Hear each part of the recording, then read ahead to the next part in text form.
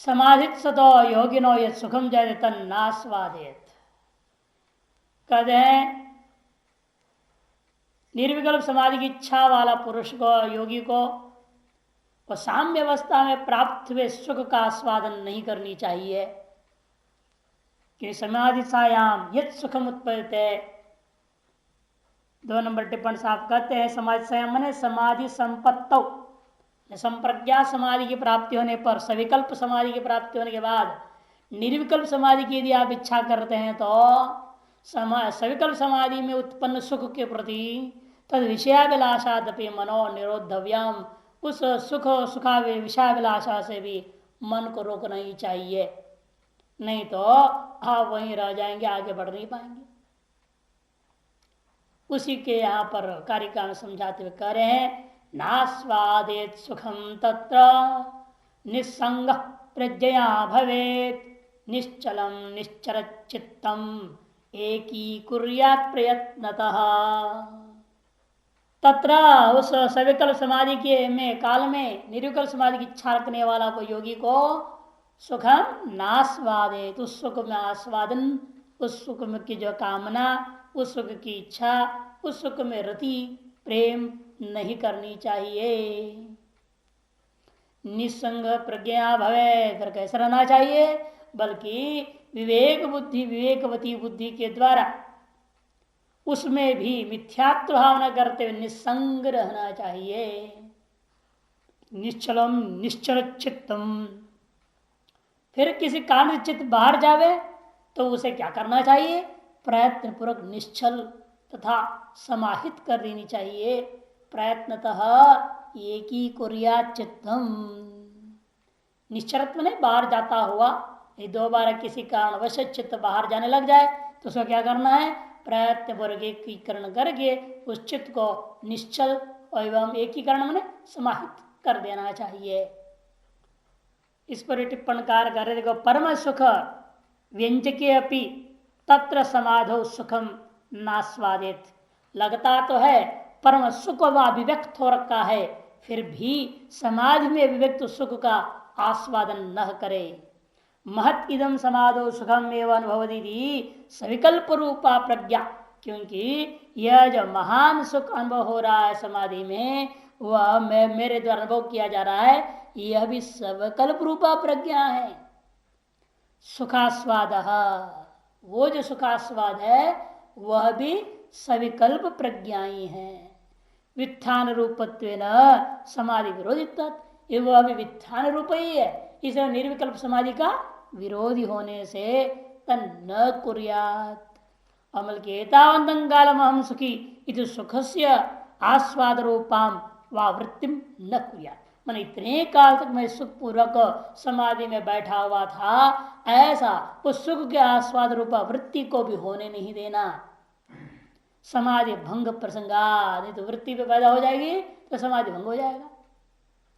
अरे क्या करना है फिर, प्रज्ञया यदुपलभ्यते सुखम तदपि अविद्या परिकल्पितम ऋषैव इत्येवं भावनया, किंतु जो उपलब्ध हुआ, अनुभूति हुई उस सुख को अविद्या से परिकल्पित है, मिथ्याई है, ऐसी भावना रूपी प्रज्ञा के द्वारा निस्संग निष्प्रह सर्वसुखेषु भवेत्, सर्व सुखों में निष्प्रह होकर रहना चाहिए।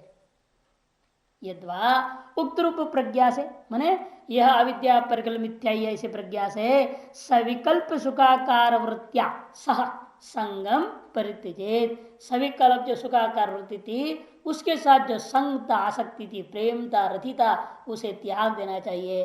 ताम निरुद्यात, तारस वृत्ति को रोकनी चाहिए।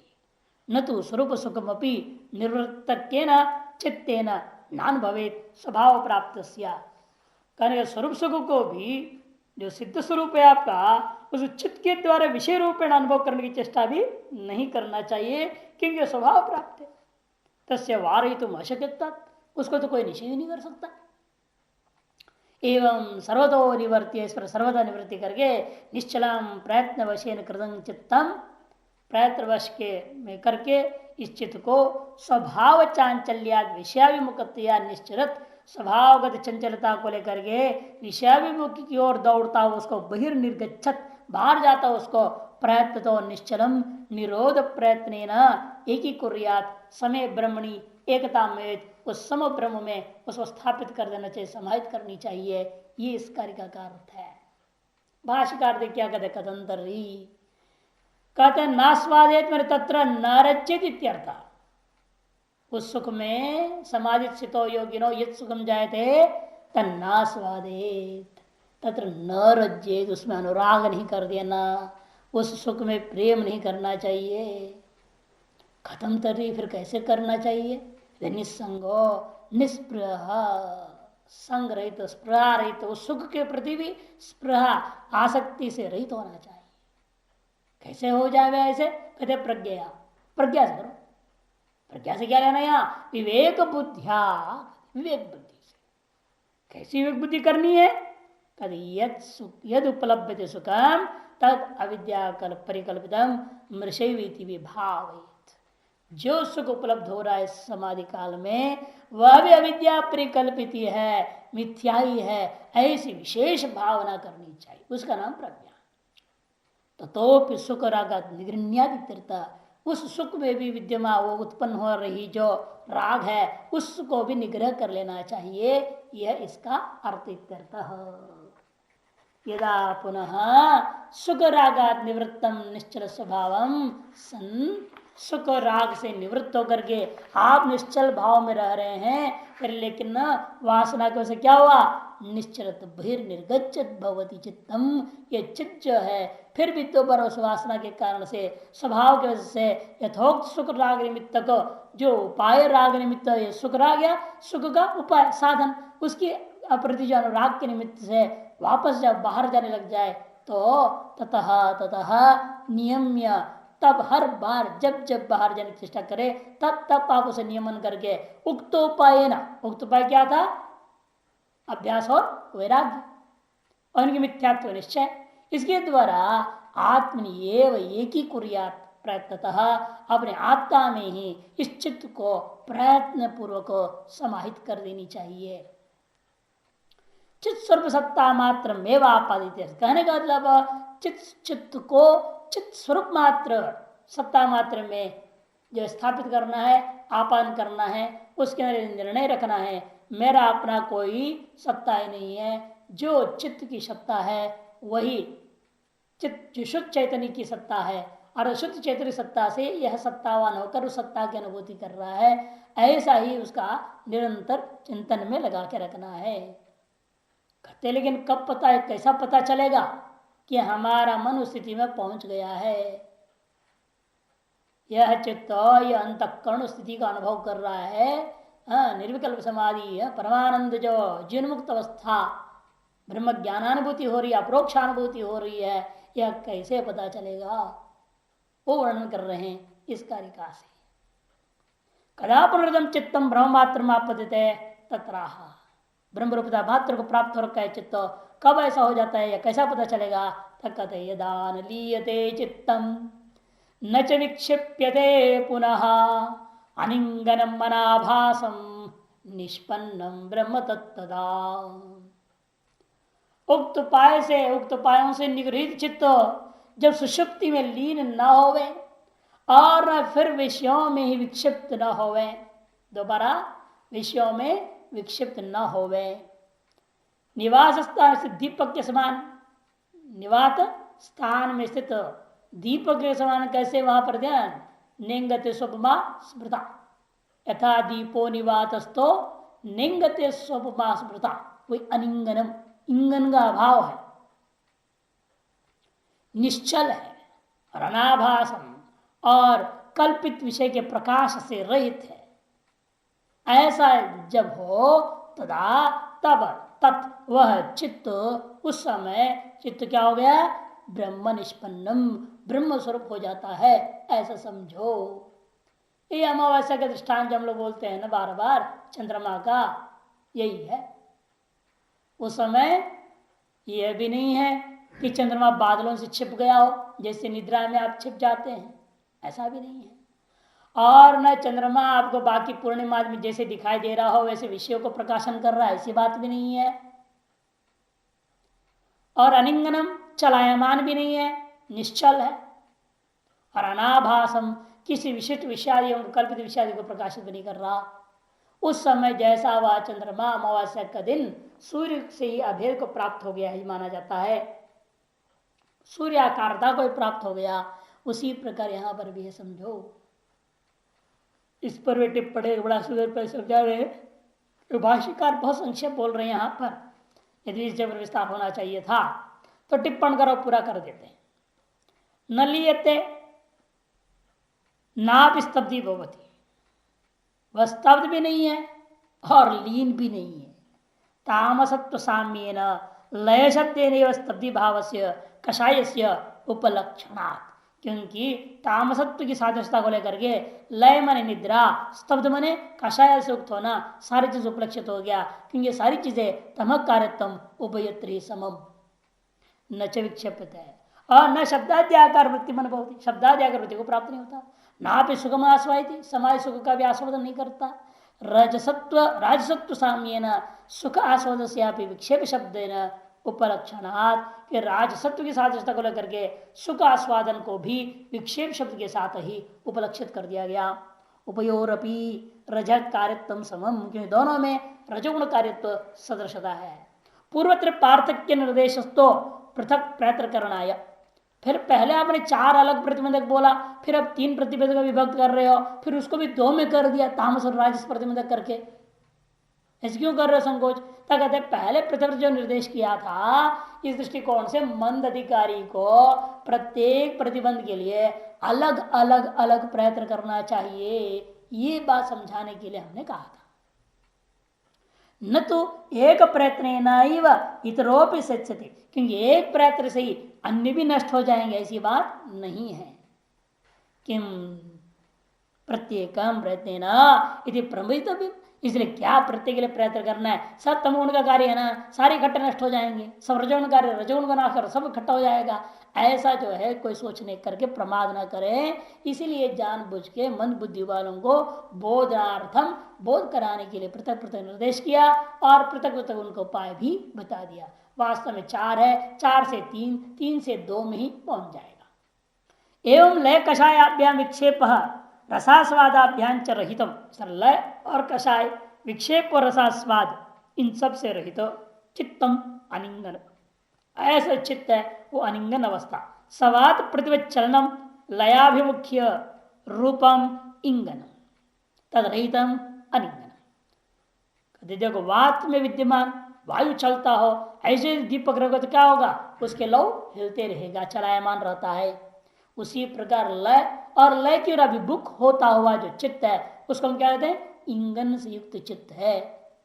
तदरहितम अनिंगनम निवात दीपकल्पम, निवात अवस्था में वायु रहित स्थल में रखा हुआ दीपक के समान स्थिर हो जाता है चित्त। और अनाभासम न किंचित विषया कारण आभासित है, किसी भी विषयाकार से आभासित भी नहीं होता। कषाय सुखास्वाद लय विक्षेप अंतर्भाव उक्त, कषाय और सुखास्वाद को लय और विक्षेप में अंतर्भाव करता हुआ यहाँ दो ही बात को ले ले सीधे सीधे। यदा एवं दोष चतुष्टय रहितम, देखो जीव इस प्रकार से दोष चतुष्टय और आंधी प्रकार क्या कर रहे हैं? त्रिविध प्रतिबंध विधुरम, तीन प्रकार में ले लिया उसको, चार को तीन में कर लिया। और टिप्पणकार ने ही पहले क्या कर दिया? उसको दो में कर दिया, तामस में और राजस में। तामस में दो को ले लिया, राजस में दो को ले लिया। लय और स्तब्ध भाव कषाय को, लय और कषाय को ले लिया तामस में, और सुखास्वादन और विक्षेप को ले लिया राजस में। इस तरह चार को दो में उतार देते हैं और अन्य में तीन में ले लिया उसको। त्रिविध प्रतिबंध विदुरम विषयाकार रहितम, ऐसा करके वो ले रहे हैं। तदा तच्चित्तम ब्रह्म निष्पन्नम समम ब्रह्म प्राप्तम भवति, ब्रह्म सम प्राप्त हो जाता है। ये इसका कारिका का अर्थ है।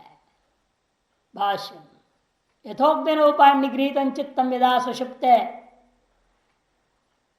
न लियते, यथोक्त उपायों से निगृहित जो चित्त है जब सुषुप्ति में लय को प्राप्त नहीं होता, न च पुनर्विशेष विक्षिप्त है, और पुनः विषयों में विक्षिप्त भी नहीं होता। तब निगृहित विषयों से विमुखीकृतम, विमुख कर दिया गया, तो विषयों से विमुख कर दिया तो क्या होता है? आदमी सो जाने लगता है। यही तो होता है ना, आदमी को कहते हैं ध्यान करो। मैं ध्यान करूंगा मतलब क्या? विषयों से विमुख हो जाओ। प्रत्याहार में ही सिखाया जाता है विषयों से विमुख होना। और जब विषयों से विमुख हो प्रत्याहार के माध्यम से, धारणा में क्या होगा, अपने अभिष्ट विषयों में आपको बुद्धि लग गया, और जिस विषय में आपने बुद्धि लगी उसको लगातार चलाएंगे वो ध्यान हो गया। जब ये होने लगता है तब क्या होता है, धीरे धीरे सोने ही लग जाते हैं। जहां विषयों से प्रत्याहार हुआ, धारणा होने से पहले ही आदमी नींद में चला जाता है, अधिकतर स्थिति हो जाती है। लेकिन ऐसा न होना ये चित्त की ब्राह्मी अवस्था है। न निद्रा पारवश्य न कारणात्मता प्राप्त होती, मैंने निद्रा के वश में आकर के कारण भाव को प्राप्त नहीं होता। अनिंगनम अचला निवात प्रदीप कल्पा। अनिंगनम क्या है, अचला था, निवात प्रदीप के समान समझो। अनाभासम न केनचित कल्पित न विषय भावे न अवभासते, किसी भी कल्पित विषय भाव को लेकर के प्रकाशित भी अवभाषित भी नहीं होता, उस अनाभासम। इस प्रकार के चित्त की अवस्था को ग्रहण करें। विषयाकारेण चित्त का परिणाम नहीं हो रहा है। यदा एवं लक्षण चित्तम, जब इस प्रकार का माने ब्रह्माकारेण एवं लक्षण चित्तम यदा संपादित, जब इस प्रकार का संपादन हो गया, तदा निष्पन्नम ब्रह्म स्फुरन निष्पन्नम चित्तम भवति, वह तब चित्त ब्रह्म स्वरूपता से प्रसिद्ध हो गया, स्थित हो गया है, ऐसा समझना चाहिए। अच्छा, असंप्रज्ञा समाधि अवस्था में येन रूपेण चित्त निष्पदित है तद ब्रह्म स्वरूपम विषनिष्ठि। असंप्रज्ञा समाधि अवस्था में आंगिरी जिस रूप से चित्त अभिनिष्पन्न हो जाता है, अभिनिष्पद्यते माने आविर्भवती, अभिव्यज्यते अभिव्यक्त होता है, उसको ही अनेक विशेषणों के द्वारा समझाया जा रहा है। देखिए उस समय ब्रह्म स्वरूप से यह चित्त कैसा अभिव्यक्त रहता है, उन्हीं विशेषणों से विशिष्ट करके समझाया जा रहा है। स्वस्थम शांतम सनिर्वाणम अखत्यम सुखमुत्तमम अजम अजेन ज्ञेयेन सर्वज्ञं परिचक्षते। ब्रह्म तत्वदर्शी पुरुष उस अवस्था में प्रतीत होने वाले आनंद को लेकर के कैसा रहता है, स्वस्मिन् तिष्ठति स्वस्थः, वह अपने स्वरूप में ही प्रतिष्ठित है, वह स्वस्थ है। शारीरिक स्वास्थ्य नहीं, ये विशेषता है। शरीर क्या सड़ रहा है, गल रहा है, कुछ भी हो रहा है, वह अपने स्वरूप में मस्त है। उस शरीर से कोई लेन देन नहीं रहता, संबंध ही नहीं, उसके शरीर में क्या हो चुका। अतः शारीरिक दर्द से, शारीरिक किसी प्रकार का पीड़ा रोग आदि से उसका कोई लेन देन नहीं है। उन सब का भी साक्षी होकर अलग हो जाता है। शांतम, अतएव उसका चित्त शांत रहता है, शरीर का रोग आदियों से उद्विग्न भी नहीं होता, बाह्य चीजों से दूर, शरीर से भी हुआ किसी प्रकार से उद्विग्न नहीं होता। सनिर्वाणम, और कैसा है, कैवल्य से युक्त है वो। निर्वाण भावेन सह विद्यते सनिर्वाणम, निर्वाण भाव से युक्त है, निवृत्ति निर्वाणम कैवल्य है, उसके सहित स्थित हो गया, उसको सनिर्वाणम कहते हैं। टिप्पणी बता रहे निवृत्ति दुख का संभेद, दुख का मिश्रण ना होना, दुख का संभेद से निष्पत्ति निर्वाणम, कैवल्याख्य दुख का संभेद तेन सह वर्धती तथा दुख का संभिन्न, उस समय में किसी प्रकार से लेश मात्र दुख भी मिश्रित नहीं रहता। तो ऐसा चीज को विशेष कथन करोगे नहीं, अकथ्याम कथनीय नहीं है। उस निर्विकल्प समाधि की वास्तविक अवस्था को हम विशेषणों से विशिष्ट कर भले समझाने की कोशिश कर रहे हैं, वास्तव में वो कथन करने योग्य ही नहीं है। क्यों? उत्तमम सुखम निरतिशय सुख स्वरूप है वो। अजम अजेन ज्ञेयेन उत्पत्ति रहित अजन्मा ज्ञान के द्वारा अजन्मा ब्रह्म को ही अभिन्न करके वह अनुभव करता है। और सर्वज्ञम परिचक्षते, सर्वश्च सर्वंच ज्ञश्चेति, सर्वज्ञ सभी का मिथ्या वो संपूर्ण ब्रह्मांड का ही साक्षी रूपेण वह अपने आप को स्थित अनुभव करता है। वेदांत ज्ञेयंच अजम इति, कि वेदांत के द्वारा ज्ञेय यही अज है। भाष्य यथोक्तम परमार्थ सुखम आत्म सत्यानुबोध लक्षणम, यथोक्त जो पारमार्थिक सुख है वो क्या है, आत्मैव सत्यम एतार्श वेदांत शास्त्र और आचार उपदेश के पश्चात हुए बोध लक्षणम अनुभूति रूपा जो है वह कैसा होता है? स्वस्थम स्वात्म स्थितमिति स्वस्थम, स्वस्थमिन स्थितमिति स्वस्थम, अपने आत्म स्वरूप में स्थित है, उसको स्वस्थ करते हैं। शांतम सर्व अनर्थोपशम रूपम, संपूर्ण अनर्थों का उपशम स्वरूप है। सनिर्वाणम निर्वृत्ति ही निर्वाणम, निर्वृत्ति का नाम जो वास्तविक लक्ष्य सिद्धि का नाम निर्वाण है। लक्ष्य क्या था? केवल भाव, कैवल्यम, वो सिद्ध हो गया।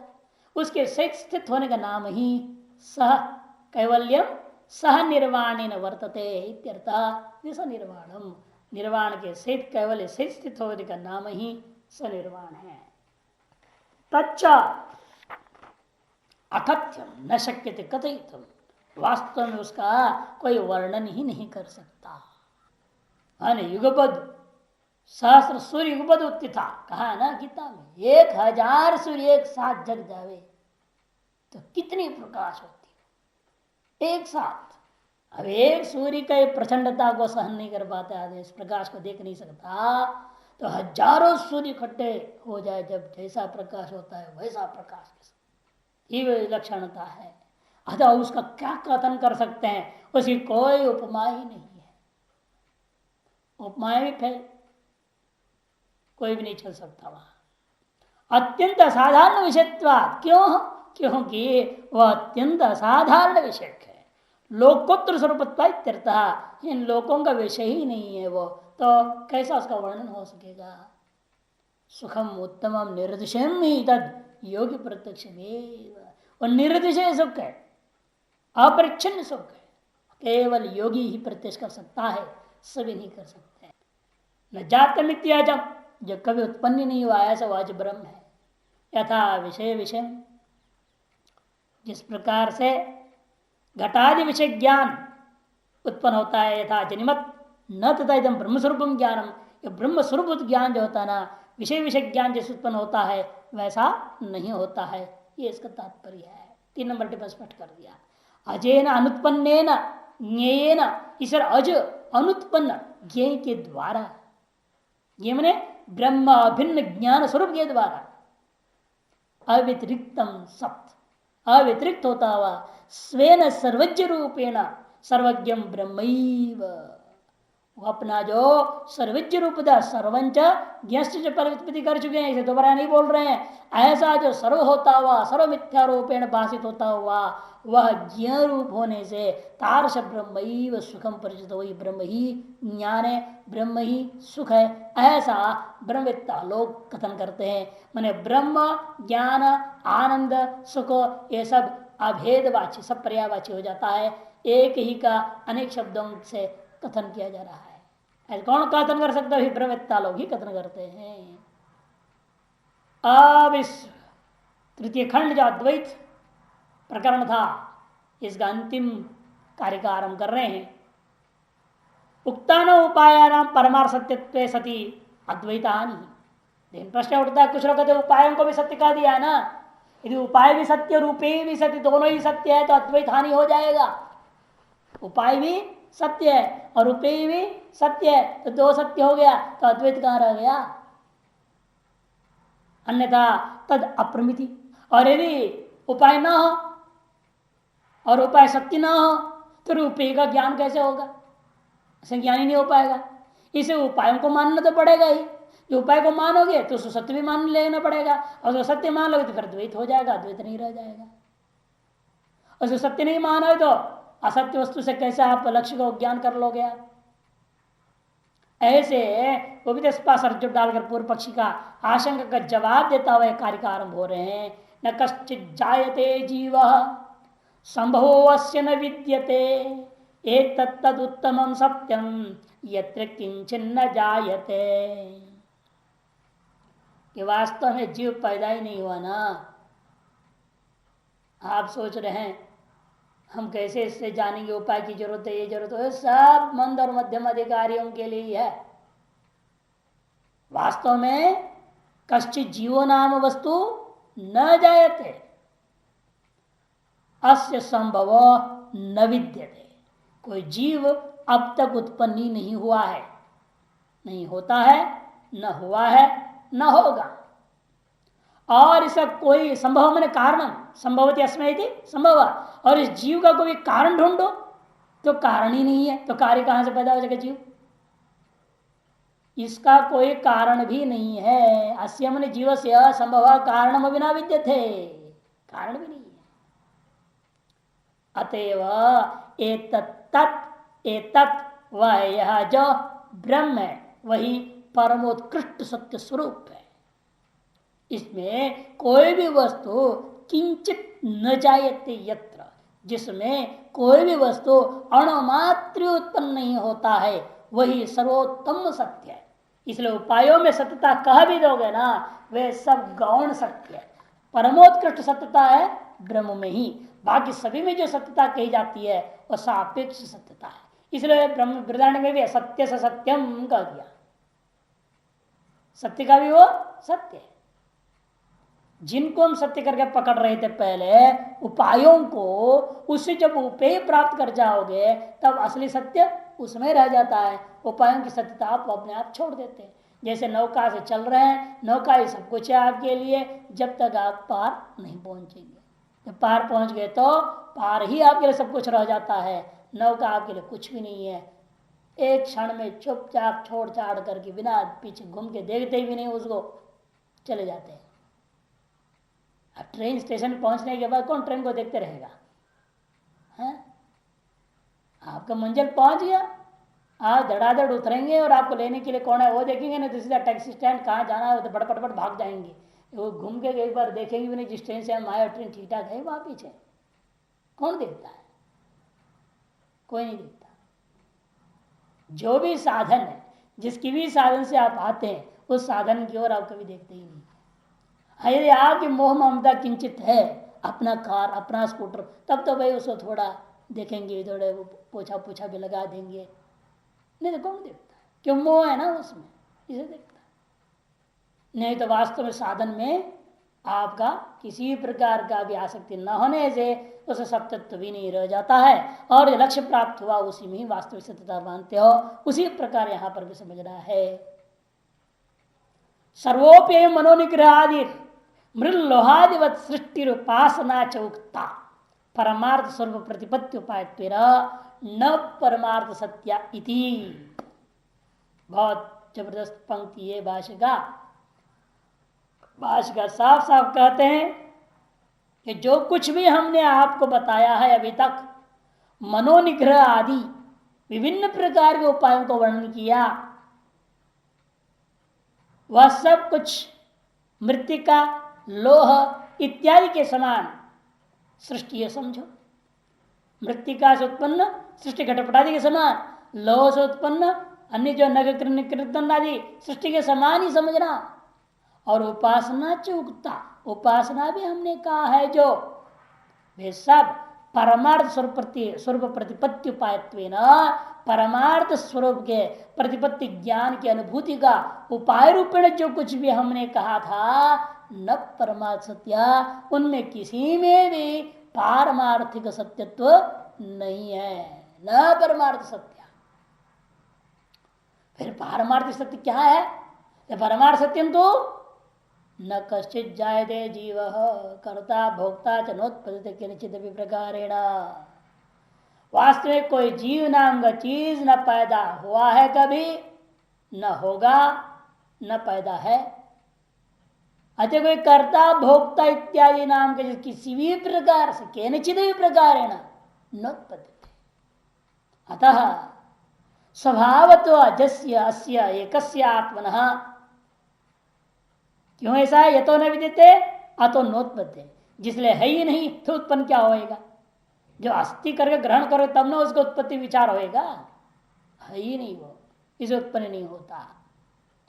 इसे जो स्वभावत अज है, उत्पन्न नहीं है। अस्य एकस्य आत्मना, ऐसे जो एक में अद्वितीय ब्रह्म आत्मा का संभव मैंने कारणम न विद्यते नास्ति। संभव मैंने संभवती अस्मय विग्रह वाक्य कर लेना, जिससे उत्पन्न होता है उस कारण का नाम संभव, इसको कोई कारण भी नहीं है, नास्ति। यस्मात् न विद्यते अस्य कारणम जिसलिए इसका कोई कारण भी नहीं है, तस्मात न कश्य जायते, इसलिए किसी भी कारण से कोई भी चीज आज तक उत्पन्न नहीं, कश्य जीवो न जायते इत्यर्थ। इसलिए उपायों में व्यावहारिक सत्य ही माननी चाहिए। देखिए आनगिरी पहला पंक्ति, तेषाम अपरमार्थत्व कथम अद्वैत प्रतिपत्तिर इत्यपि न व्यावहारिक सत्यानामपि तत्प्रमिति हेतुत्वस्य प्रतिबिंबबद्ध उपपत्ते है। व्यावहारिक सत्यत्व को लेकर के भी उस परब्रह्म परमात्मा का ज्ञान का साधन हो सकता है प्रतिबिंब के समान, ऐसा समझा। अतः उपाय न व्यावहारिक सत्यत्व नहीं पारमार्थिक सत्यत्व किन्न स्यात्, क्योंकि भाई उपायों में व्यावहारिक सत्यत्व के द्वारा ही पारमार्थिक सत्यत्व क्यों न स्वीकार किया जाए, कहते नहीं नहीं, परमार्थ सत्यता तो वास्तव में ब्रह्म में ही है, साधनों में नहीं। पूर्वेशु उपायत्वेन उक्तानाम सत्यानाम एतत् उत्तमम सत्याम, पूर्वेशु उपायत्वेन उक्तानाम, पूर्वेशु ग्रंथेशु इत्यर्थ, पूर्व कारिकाओं में, पूर्वेशु माने ग्रंथेशु कारिकासु श्लोक रूपेशु, हाँ 8 नंबर टिप्पणी, इसलिए उनमें जो कहा उपायत्वेन उक्तानाम सत्यानाम, उपायत्वेन उक्त सत्यों का भी यह सत्य है। सत्यानाम माने सत्य प्रतिपत्ति, उपायत्वेन उपचारा तत्र सत्यत्व, सत्य जो पारमार्थ सत्य के ज्ञान का उपाय होने से उनको भी सत्य कह दिया। जैसे दिल्ली को प्राप्त होने के लिए जो साधनभूत रोड को भी दिल्ली रोड कह देते हैं आप, यानी हरिद्वार रोड, फिर हरिद्वार तक पहुंचने का जो साधन वाला सड़क को भी हरिद्वार सड़क कह दिया। उसी प्रकार से यहाँ पर भी है, पारमार्थ सत्य को जानने वाला जो, उसको बोध कराने वाला जो साधन है, उनको भी सत्य शब्द से कह देंगे, लेकिन व्यावहारिक सत्य कह देंगे, उसको इतना ही है। इसलिए कहते हैं ऐ सत्यों का भी एतद उत्तमम सत्यम, मैंने पारमार्थ सत्य तो इस ब्रह्म में ही है। यस्मिन सत्य स्वरूप है, यत्र मैंने जिस, यस्मिन सत्य स्वरूप है ब्रह्मणि अणुमात्र भी किंचित न चाहते, उस ब्रह्म में अणुमात्र भी कुछ भी आज तक पैदा ही नहीं हुआ है, आज तक अभी तक कुछ भी पैदा ही नहीं हुआ। और हम लोग पूछते हैं भाई जन्म स्थान क्या है तुम्हारा, तुम्हारा पैदा होने का स्थान बताओ, कुंडली दे दें और टाइम और तारीख दे दिया, स्थान नहीं दिया तो पूछते हैं तुम्हारा जन्म स्थान का, और जगत ही पैदा नहीं हुआ। एक तरफ कह रहे पारमार्थिक, देखो उस पारमार्थिक स्थिति में रहने वाला कोई पूछेगा क्या, कैसे पूछ सकता है? वो पूछेगा तो व्यवहार दृष्टिकोण से उसको भी पूछना पड़ेगा, और कोई रास्ता है नहीं।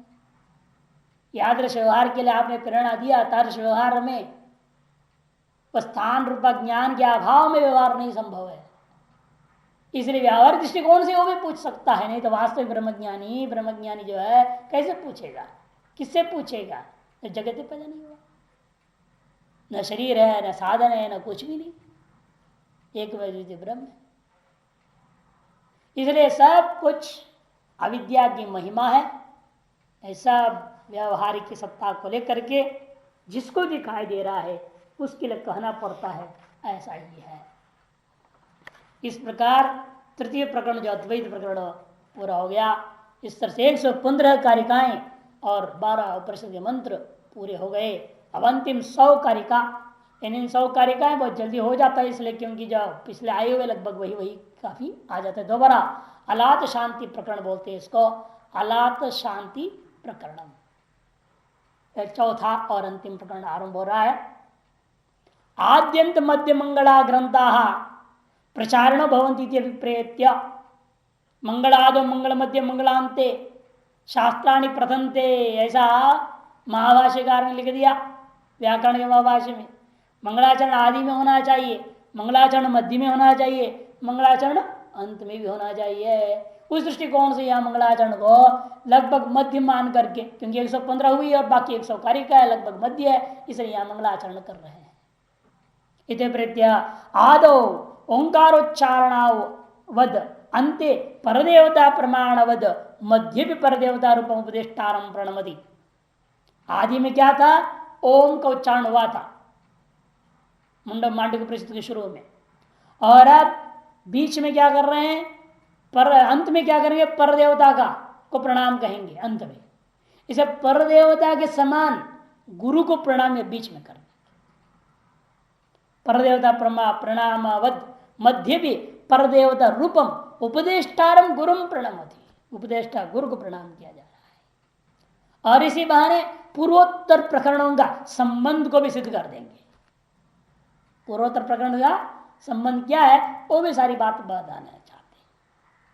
कैसे वो भाष्यकार देखिए पहले अवतरण का लंबा चौड़ा दे रहे हैं। ओंकार निर्णय द्वारेण आगमत प्रतिज्ञातस्य अद्वैतस्य बाह्य विषय भेद वैदत्याच्छ सिद्धस्य पुनरद्वैते शास्त्रयुक्तिभ्याम साक्षात निर्धारितस्य एतदुत्तम सत्यमिति उपसंहार कृतः अन्ते।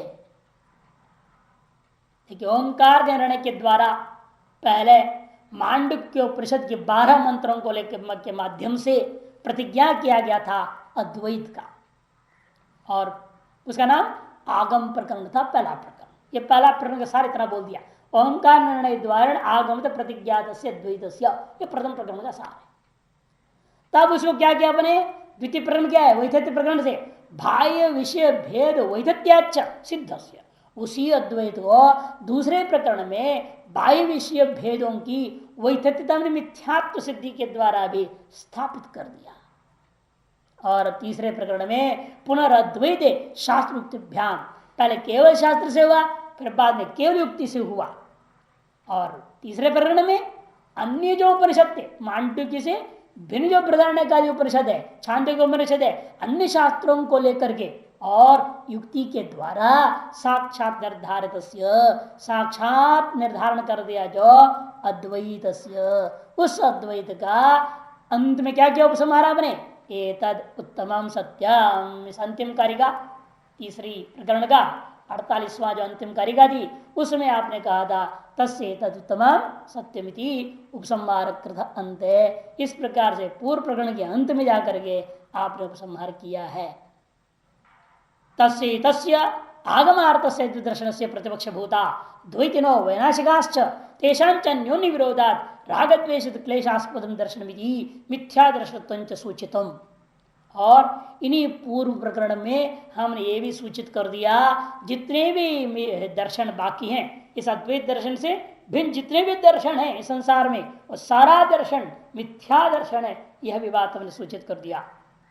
कैसे, क्योंकि वे सब दर्शन कैसा है, तस्य तस्य आगमार्थ से दर्शन, वह यह जो आगम में कथित पदार्थ क्या अद्वैत दर्शन उसका प्रतिपक्ष भूता, उसके विरोधी है। ये सब अनात्म दृश्य विशेष मिथ्यात्व को स्वीकार न करने से ये प्रतिपक्ष भूत है।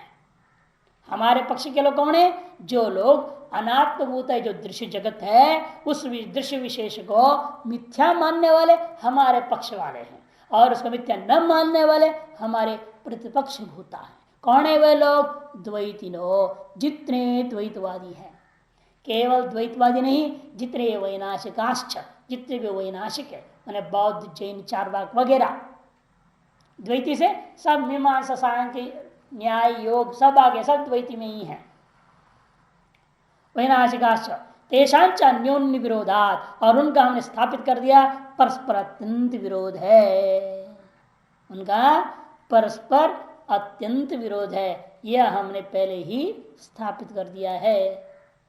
विरोधात् राग द्वेषादि क्लेशास्पदंच, और राग द्वेष आदि क्लेश युक्त भी हैं वे दर्शन, इसलिए वे सब मिथ्या दर्शनत्व सूचितम, उनमें मिथ्या दर्शनत्व की सूचित कर दिया गया है।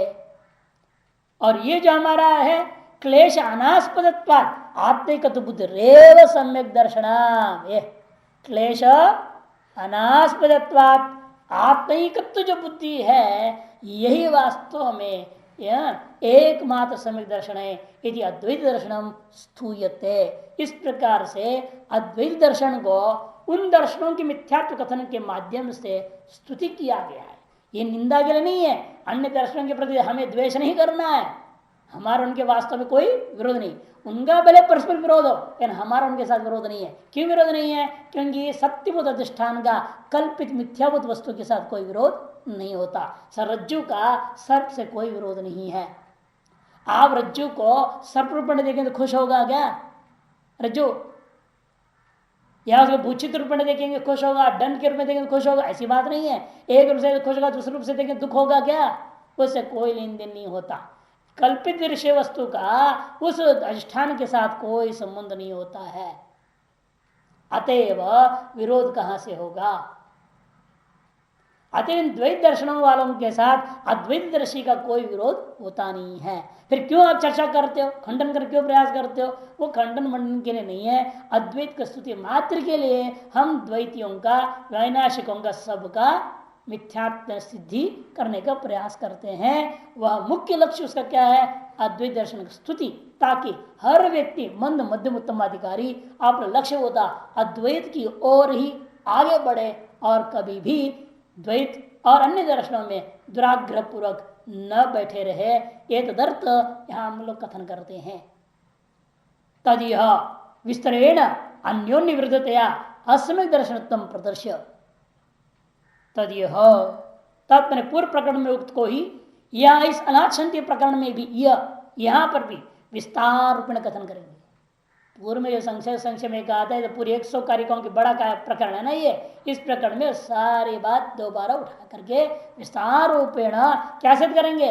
अन्योन्य विरुद्धतया, वे परस्पर एक दूसरे के विरोधी होने से असम्यक दर्शनत्व प्रदर्श्य, उनमें असम्यक दर्शनत्व को दिखा करके तत्प्रतिषेधेन उन सकल असम्यक दर्शनों का हेयत्व प्रदर्शन के द्वारा, हेयत्व प्रदर्शन के माध्यम से उनका प्रतिषेध करके अद्वैत दर्शन सिद्धि उपसंहर्तव्या, अद्वैत दर्शन का सिद्धि को उपसंहार करना चाहिए। इस दृष्टिकोण से आवित न्यायेन इति अलाद शांतिरारभ्यते, आवित न्याय के द्वारा अद्वैत दर्शन की सिद्धि की उपसंहार करना चाहिए। इसी के दृष्टिकोण से अलाद शांति प्रकरण को आरंभ किया जा रहा है। आवित न्याय क्या है? व्यतिरेक न्याय। व्यतिरेक न्याय कहना व्यतिरेक व्याप्ति, आवित न्याय को, व्यतिरेक न्याय को, व्यतिरेक व्याप्ति को व्यतिरेक व्याप्ति के द्वारा कथन करना चाहते। कई बात ऐसे होते हैं अन्वय व्याप्ति से गृहीत होने पर भी आप उसको जानबूझ के व्यतिरेक व्याप्ति से कहते हैं। क्यों? बात को और दृढ़ करने के लिए। यथा देखिए पहले पंक्ति आंधी, यथा यद कृतक तद नित्यम, जो कृतक है वो अनित्य, ये सर्वानुभव सिद्ध है ना, सबको मालूम है। जो बनाते हैं वो खराब तो होता है, नष्ट तो होता ही है, कब तक टिकेगा? इति अन्वयाद अनित्यत्व अवगते पे, अन्वय व्याप्ति से ही, अन्वयाद अन्वय व्याप्ति से ही जब आपको अनित्यत्व ज्ञान तो हो गया, नहीं हुआ? हो जाता है ना, हो गया।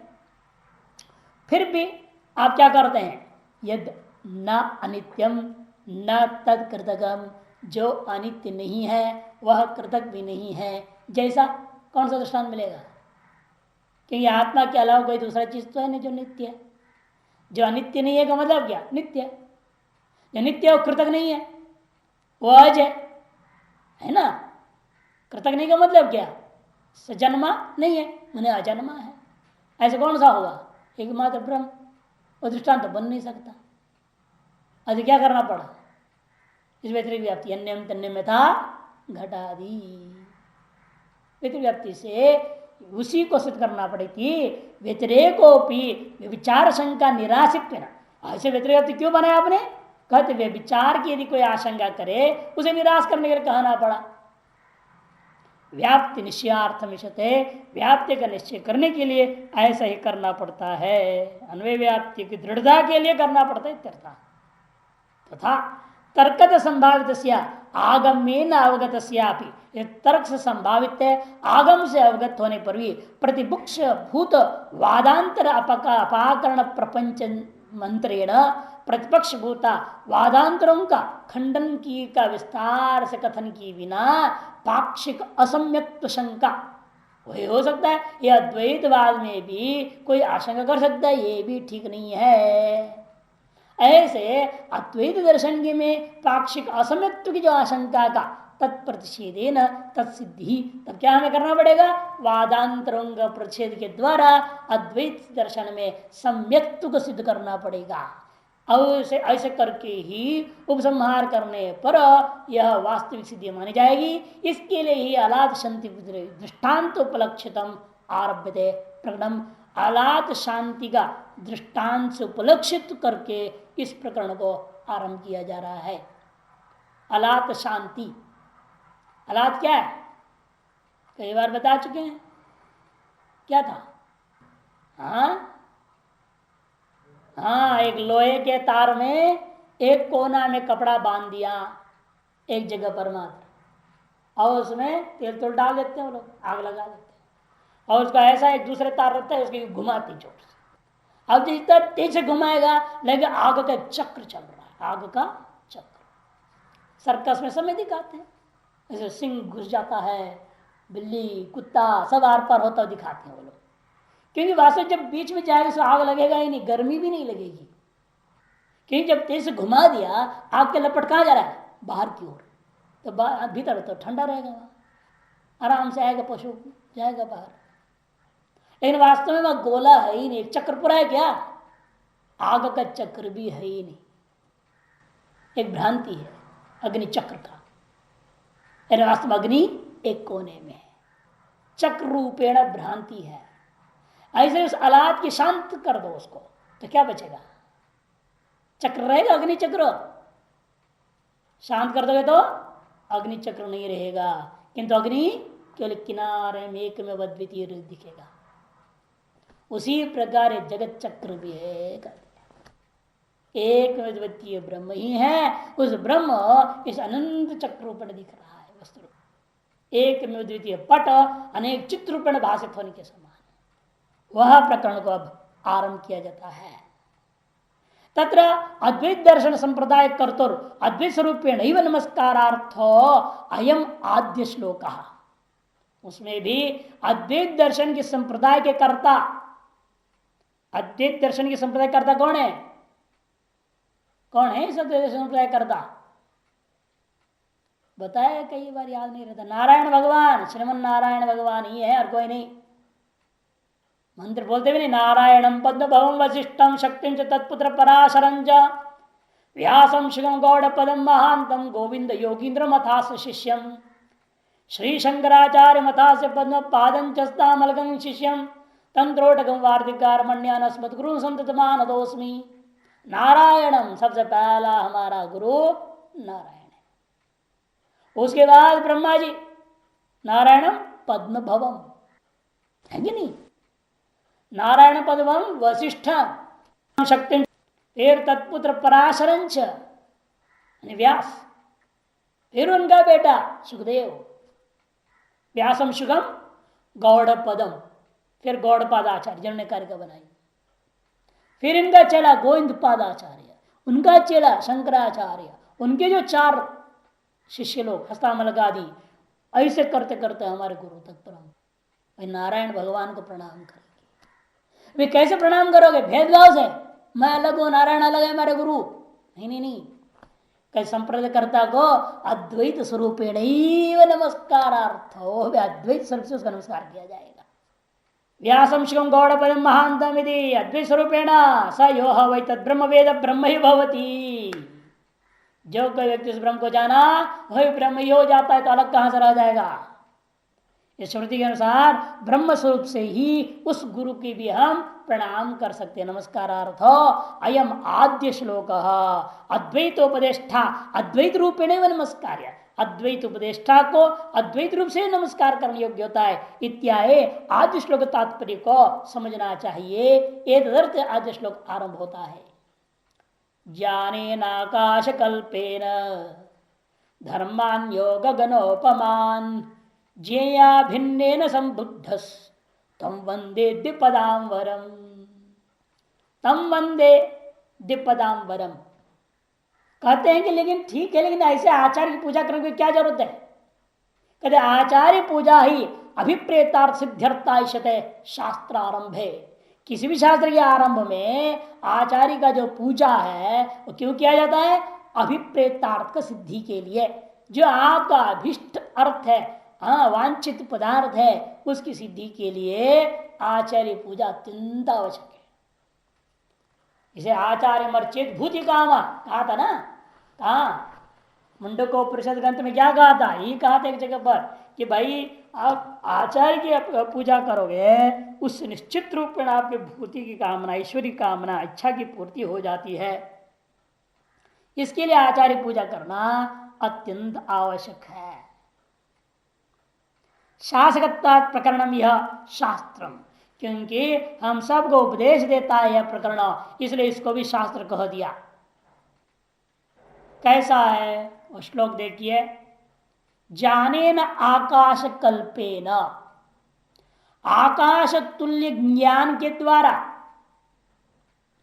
आकाश सदृश गगनोपमान धर्मान, आकाश सदृश जीवों को जिसने जाना है, यो जानाति, उस द्विपदाम वरम, द्विपद में दो पैरों वाले इन पुरुषों में वरम श्रेष्ठम उत्तमम, ऐसे जो नारायण भगवान को जिया भिन्न न, जिया भिन्न करता हुआ जो संबुद्ध कर दिया, तम वंदे, मैं उनकी वंदना करता हूं। धर्मों को कैसे कर लिया, जीवता ब्रह्म से अभिन्न ग्रहण कर लिया, जिया भिन्न संबुद्ध, और कैसा आकाश कल्पन ज्ञानी न जिया भिन्न संबुद्ध, जीवत आत्म तत्व से अभिन्न आकाश तुल्य ज्ञान के द्वारा आकाश तुल्य ही जीवों को जिसने जान लिया है, सब आकाश तुल्य बोल दिया। देखो सर्वव्यापक है, ज्ञान भी व्यापक है, ब्रह्म भी व्यापक है, जीव भी व्यापक है ना। व्यापक जो ब्रह्म है उससे अभिन्न करके व्यापक ज्ञान के द्वारा इन व्यापक जीवों को जिसने अनुभव कर लिया है, ऐसा परम पुरुष परमात्मा श्रीमन नारायण भगवान को हम नमस्कार करते हैं। पूरा सर्वव्यापक हो गया ना, ज्ञान भी व्यापक है, ज्ञेय भी व्यापक है, ज्ञाता भी व्यापक है, सब कुछ व्यापक कोटि। इसे सब मगा आकाश कल्पेन गगनोपमान ऐसे विशेषण से प्रयोग कर दिया।